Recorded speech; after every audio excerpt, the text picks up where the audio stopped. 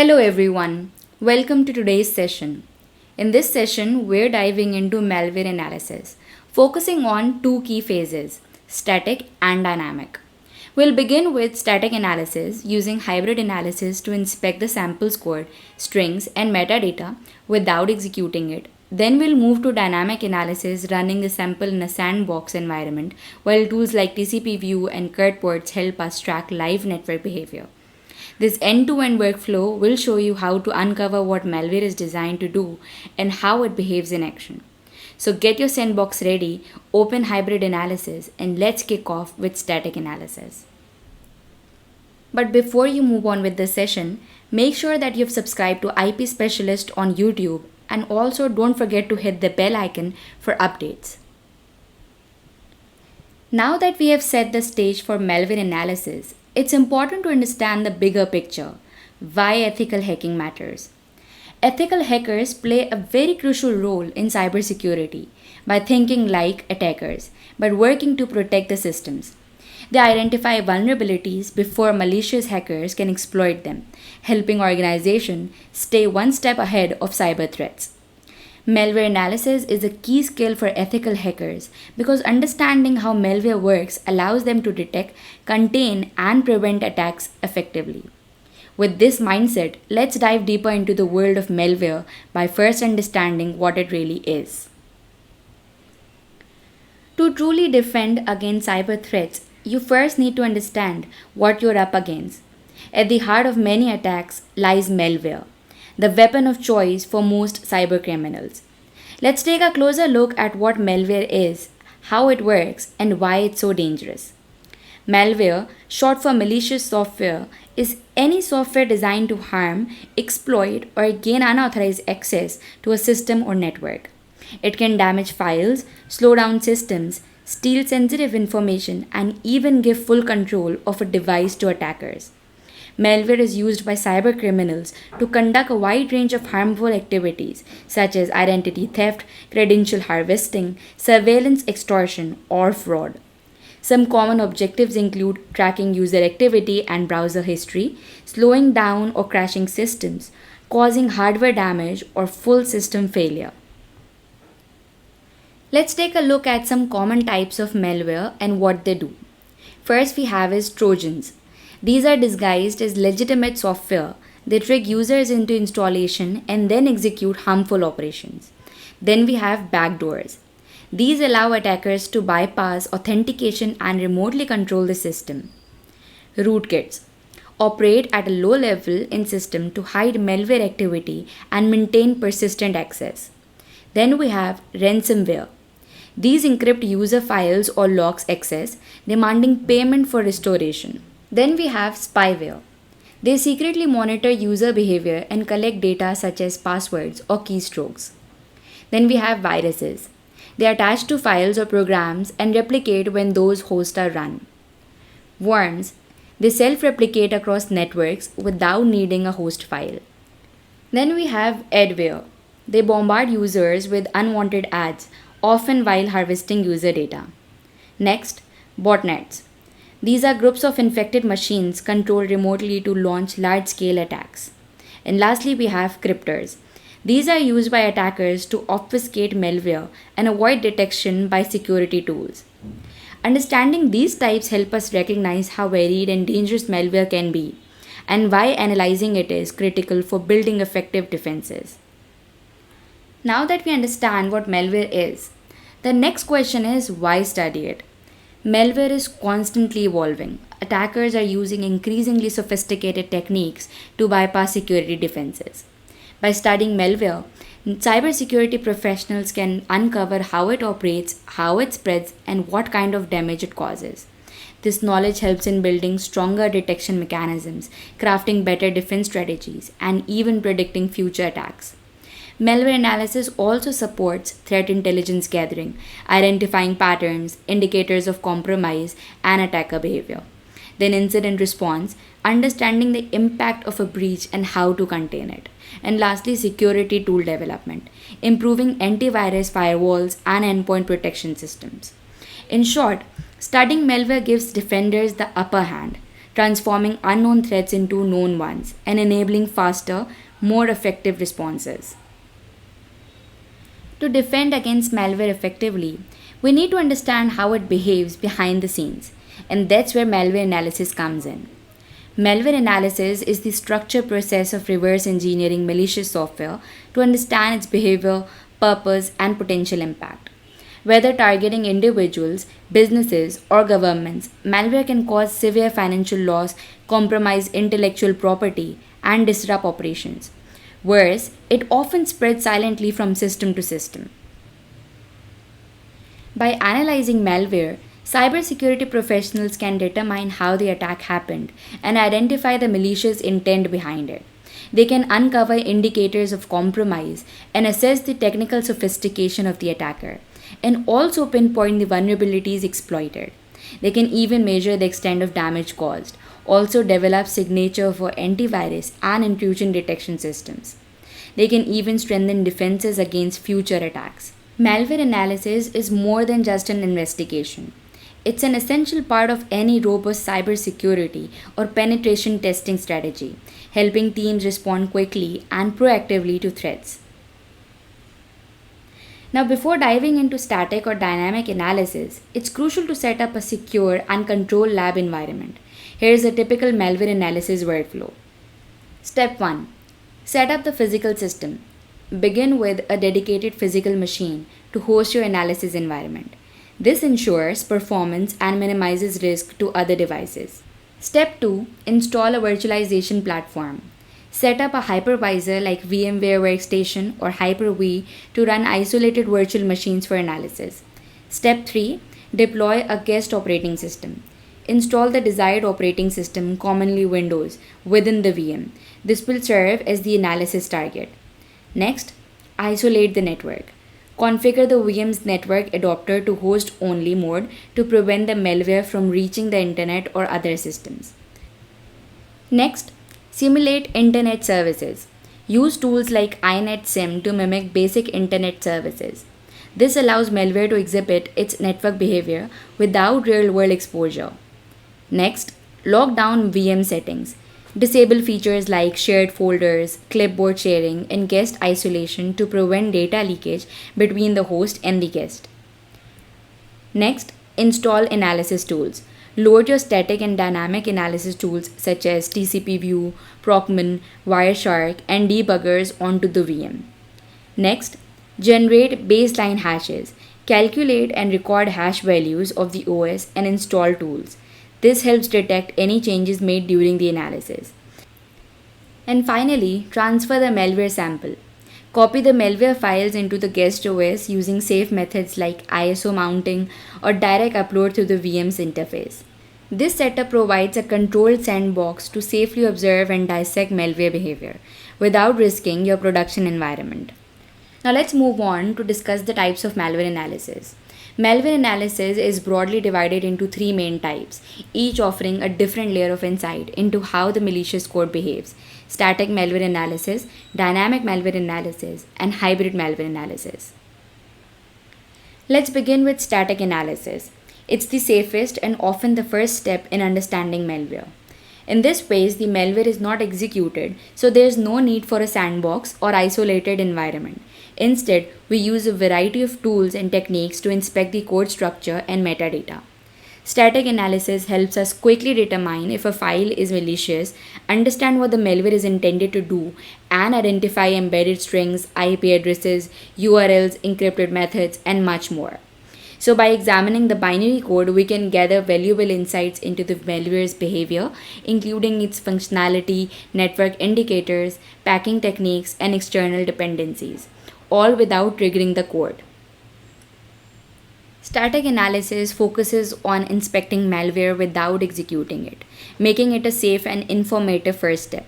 The goal is to uncover as much information as possible by analyzing the file's structure, code, and metadata.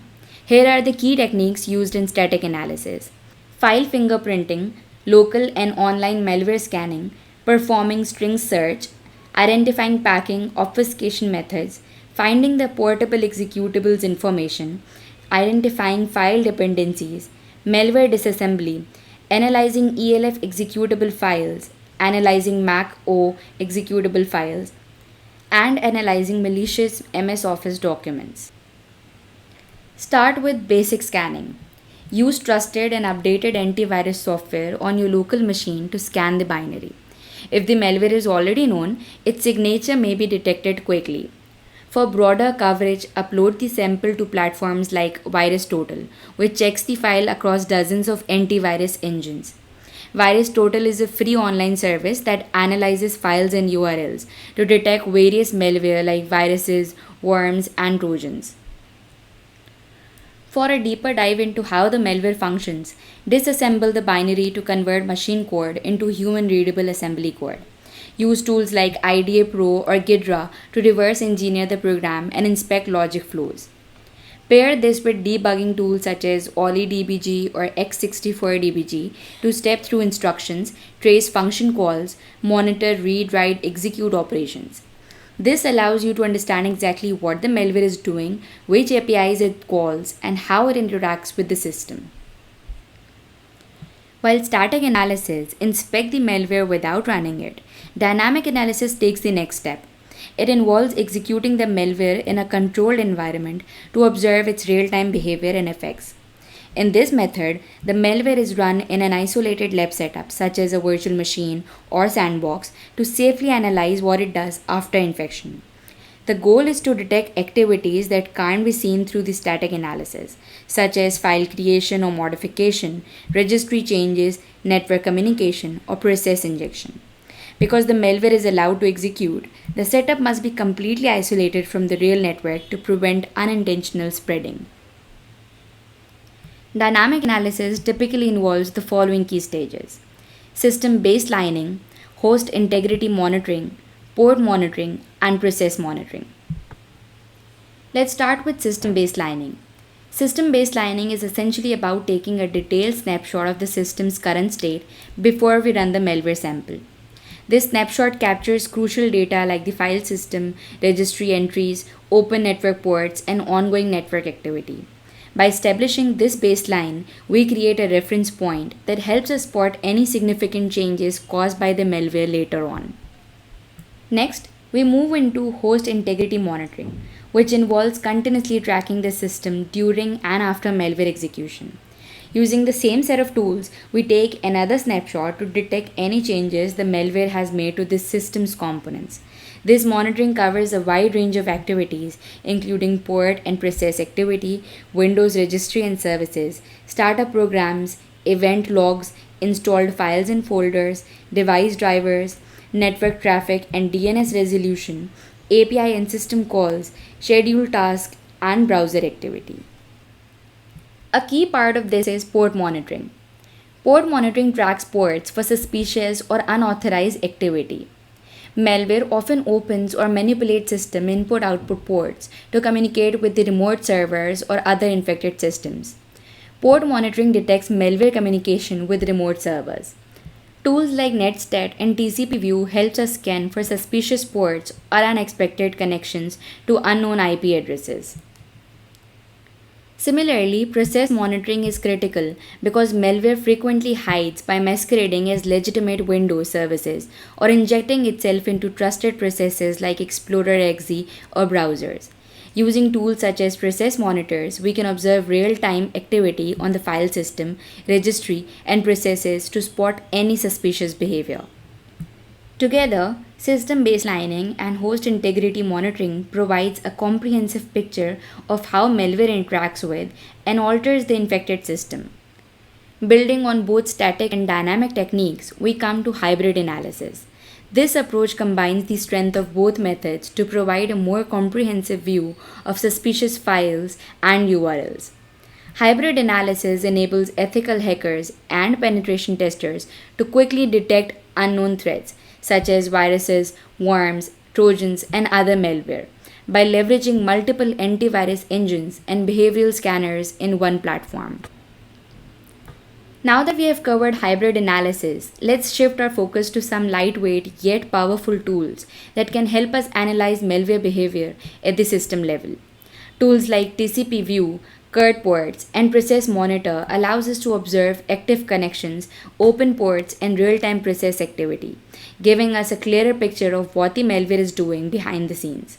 Let's take a quick look at how each of these tools contributes to malware analysis.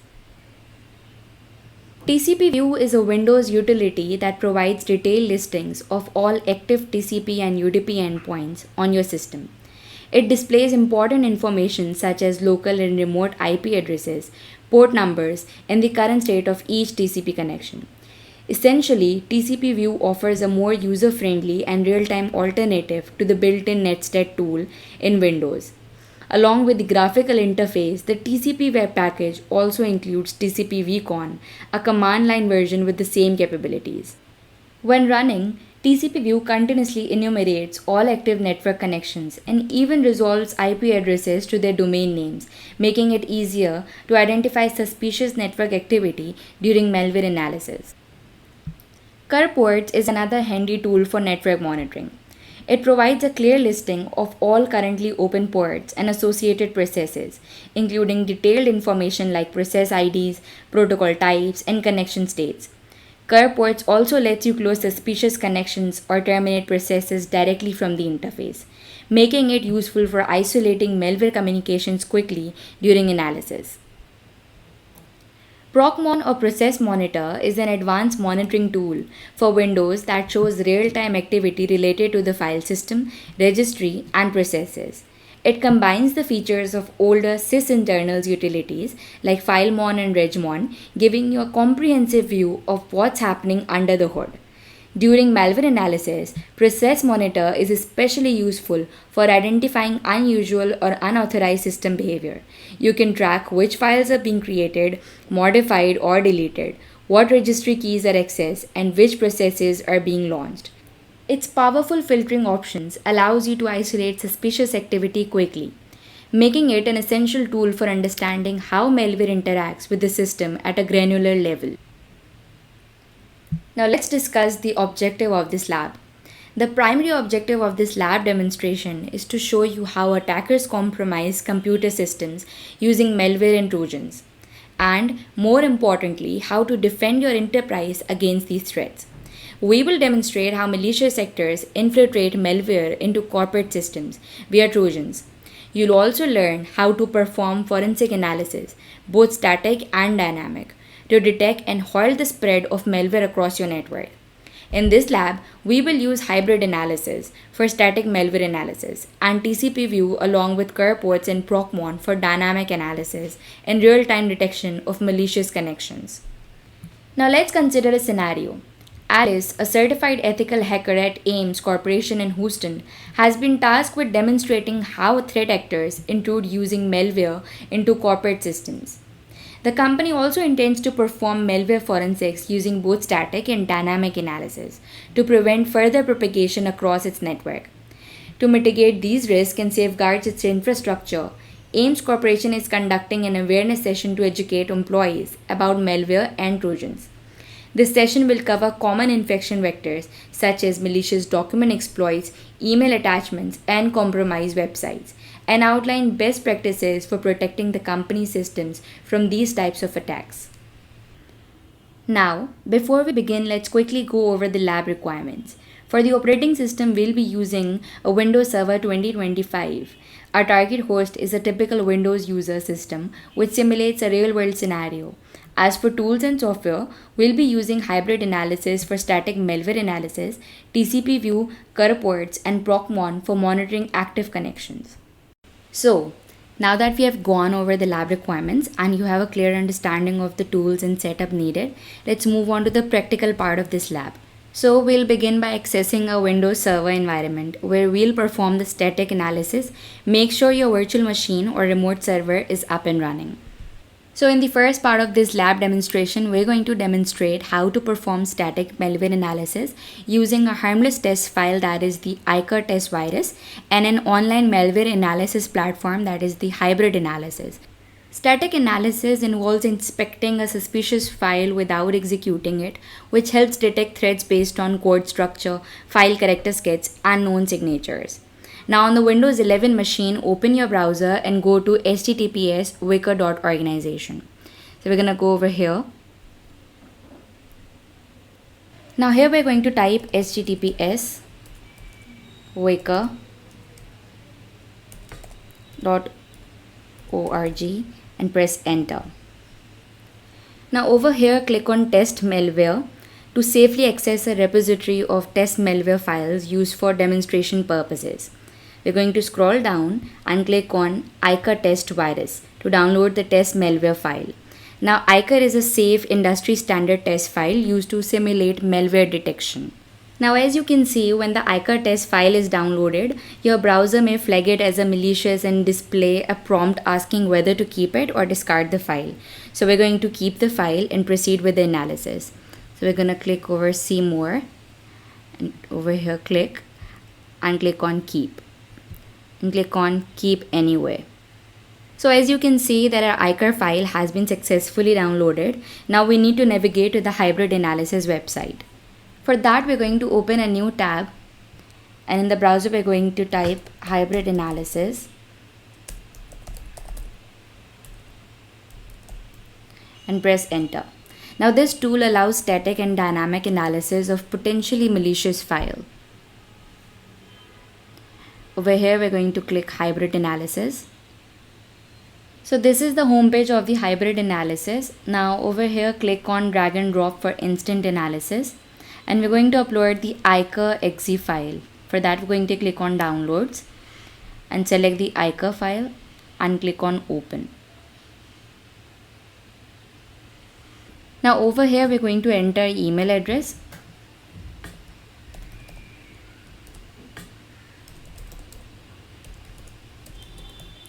And a comment, let's say static analysis. And we're going to click on I agree to the hybrid analysis terms and condition. And then we're going to click on I'm not a robot. Now after checking the I'm not a robot checkbox, you may be prompted to complete a visual challenge. Follow the on-screen instructions to complete the captcha verification, and then you may click on continue. Now we have to select all the images with bridges, so we're going to select the images with bridges and click on verify. And then you may click on continue.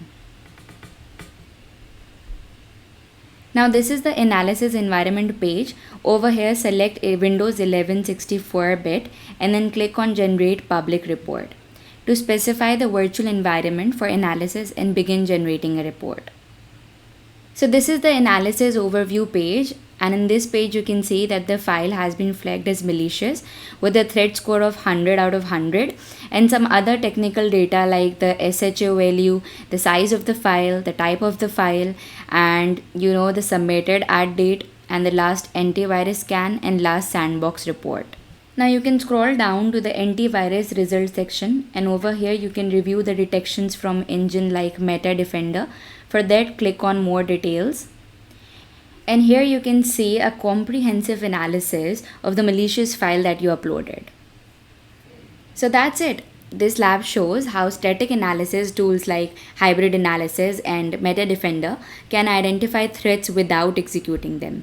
It reinforces the value of using multi-engine scans and analyzing technical metadata to assess a file risk before taking further action. Now let's move on to the next part of this lab demonstration, that is the dynamic malware analysis.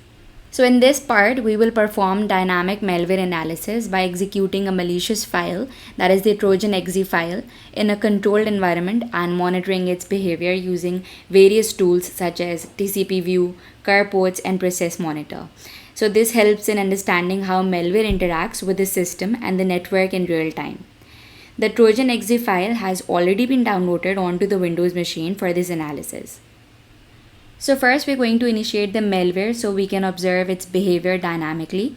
For that we're going to navigate to the downloads folder, and we're going to double click on the Trojan file, that is the malicious file. So although you may not be able to see that the Trojan file is running or not, but it's running in the background. Now we're going to use the TCPView to monitor active TCP and UDP connections on the system in real time. For that, we're going to double click over here on TCPView.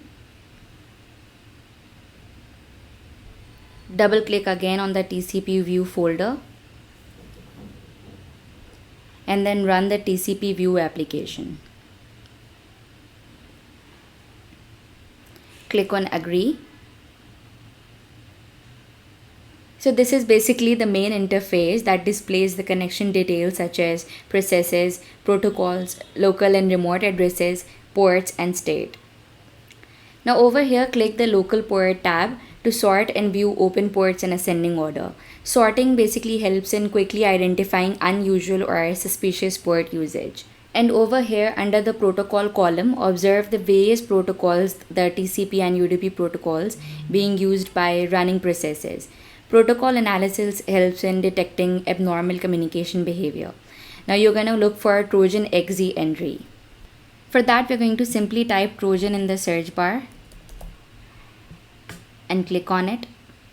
Now you'll see its associated remote addresses and remote port, indicating that it's trying to connect to an external system. This confirms that the malware is active and attempting the network communication. Now you can just simply click on Trojan XZ file and right click it. And if you want to kill the process, you can do it, but do not terminate it yet as further analysis is required. So although the process is malicious, we will continue to investigate it using other tools, that is the CurrPort tools and the process monitor. So we're going to kill the process, but we're not going to terminate it. We're going to click on cancel. So the TCPView allowed us to identify the Trojan XZ process as it initiated external network connections. It allows us to view associated remote IP addresses, ports, and connection states. And we also observed that the malware was trying to establish a connection to an external server. Now we're going to close the TCPView and navigate to CurrPorts. We're going to close it and we're going to go to downloads and open CurrPorts. Double click on CPort application. So CurrPorts basically provides a detailed view of all open network ports and associated processes. Over here we're going to locate Trojan XZ file. Here it is. Note that it's using the port 555 or another port for communication. This validates and supplements the findings from TCPView. Now over here, right click on the Trojan XZ file and select properties.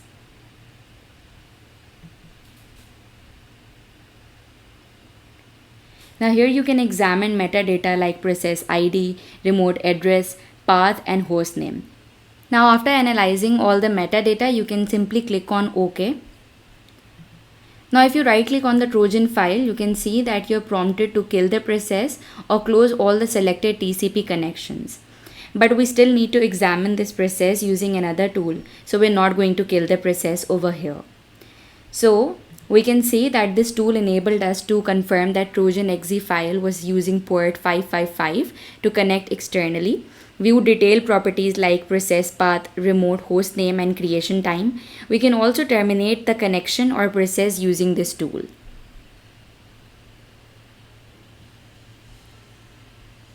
Now we can close this CurrPorts tool and navigate back to downloads folder and open our last tool, that is the process monitor. We can double click on ProcMon to open the application. Click on agree.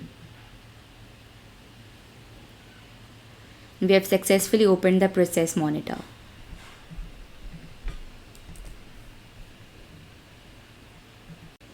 The process monitor allows in-depth inspection of real-time system activity. In the main window, we're going to find for Trojan. Click on the search. Over here, click on the magnifying glass and type Trojan and click on find next. Here it is. Now here you can observe some details such as the PID, operation, path and result columns. This helps identify the system resources the malware is interacting with. Now select the Trojan XZ file, right click on it and click on properties. Now this provides us deep insights like operation type, result, duration and access path. In the Process tab, you can review complete information about the processes, and in this Tech tab, you can check the loaded DLLs associated with the Trojan exe. This reveals supporting libraries and the APIs that the malware depends on.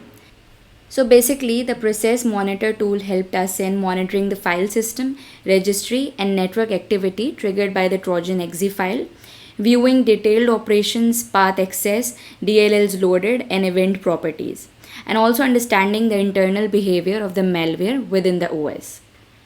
So now that we have successfully done the malware analysis of the Trojan file, we can terminate it by using the TCPView or the CurrPorts application. For that, we're going to close the Process Monitor, go back to Downloads folder, open either TCPView or CurrPorts.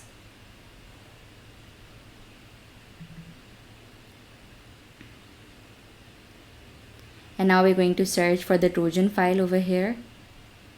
And we're going to select it, right click and click on Kill Processes of selected ports. And click on Yes. So we have successfully terminated the malicious file.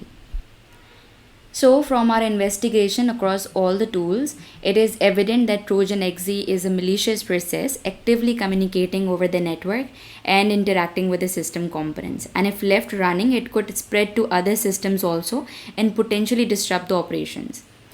So basically in this lab, we analyzed a very malicious executable file named Trojan exe using 3 different tools, the TCPView tool, CurrPorts, and the Process Monitor. Each tool helped us examine different aspects of the malware's behavior on the system.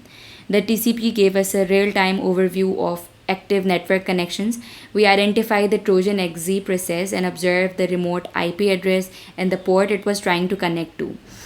The CurrPort tool provided a more detailed look at the same connections. It showed us extra information like process path, remote host name, and allowed us to optionally close the connection or kill the process. And using the Process Monitor, it allowed us to go deeper. It captured internal system level activity like the file access, registry changes, and DLL usage triggered by the malware. By using these 3 tools together, we were able to perform a complete and layered dynamic malware analysis, covering everything from external communication to internal impact. Do you want to become a malware analysis expert? Start your journey into the world of cybersecurity forensics and threat detection. Learn how to dissect malicious code, identify indicators of compromise, and protect digital environments like a pro.